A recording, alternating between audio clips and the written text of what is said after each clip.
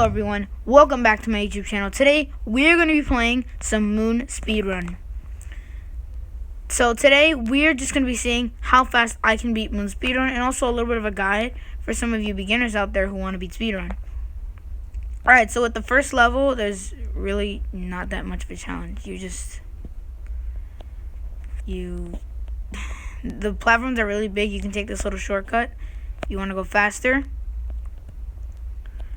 And that's the level. That little opening, that gap there, is probably the hardest part of the level.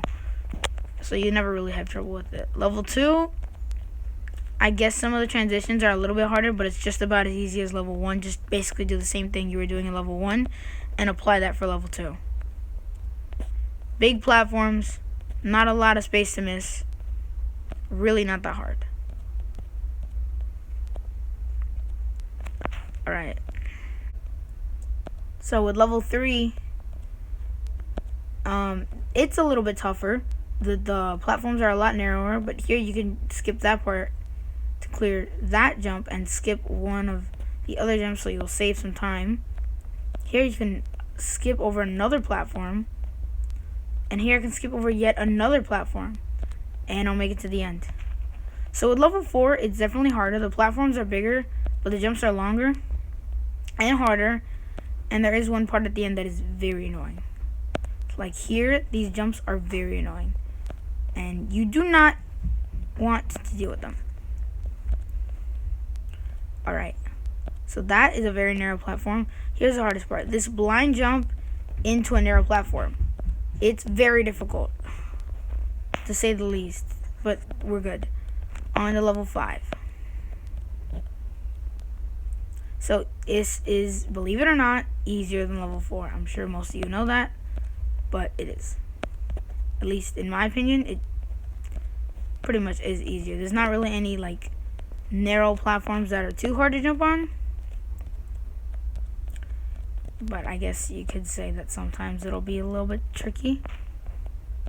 But yeah, that's it. Level 6, basically what you do is you have to wait until you're on like the last... You're onto the very edge of the platform and then jump from there, because the jumps are pretty long, but that's all you gotta do, and that's the level. And little trick you could try out. I wouldn't do it because it sometimes will work, but sometimes it won't. You can fall off the platform, but if you jump at the right time, it'll act like as if that didn't happen. So with level 7, you keep jumping. You can just run and jump and run and jump. For that first part, you might have to move around a little bit because sometimes you might go too far. But since the second part, the platforms are so big, you can just keep running and jumping. Now the third part, I would not risk to continue running and jumping because you could fall off and die, and you don't want to do that because this is a long level and a very annoying one. Yeah, that's basically it. Level 8 is a level that you can pretty much beat, and you don't ever have to stop. I don't think you have to stop ever in this level. Here you can literally skip a platform. And here you can also skip a platform. Here you don't even have to jump, you can just run across it. And there you go, level's over. So level 9 is definitely a little bit harder than level 8 because a lot of these jumps are smaller platforms. I wouldn't recommend trying to just run and speed run through the entire level without stopping ever. Unless you're like really good, then this isn't the video for you.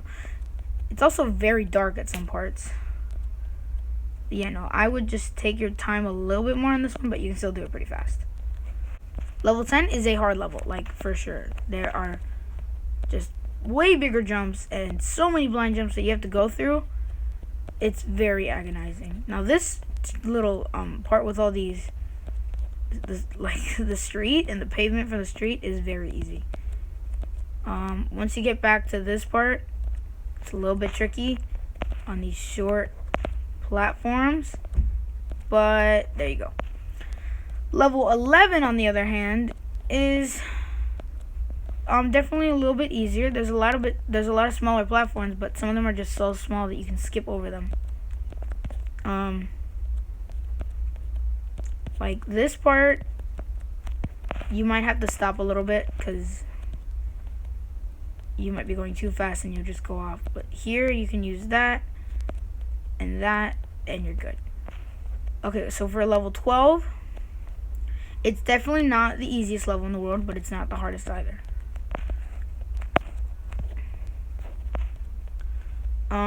Here you can just jump off here, avoid all of those, you know,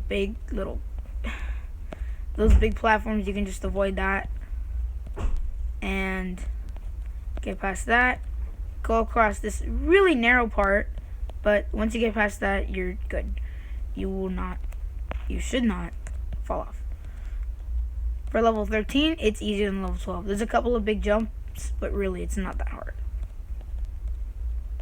I'd say that level 12 is easier. Okay, so you can skip over that platform and you're at the end of the level, and there you go, you're done. So level 14 now is where the levels start to get a bit challenging.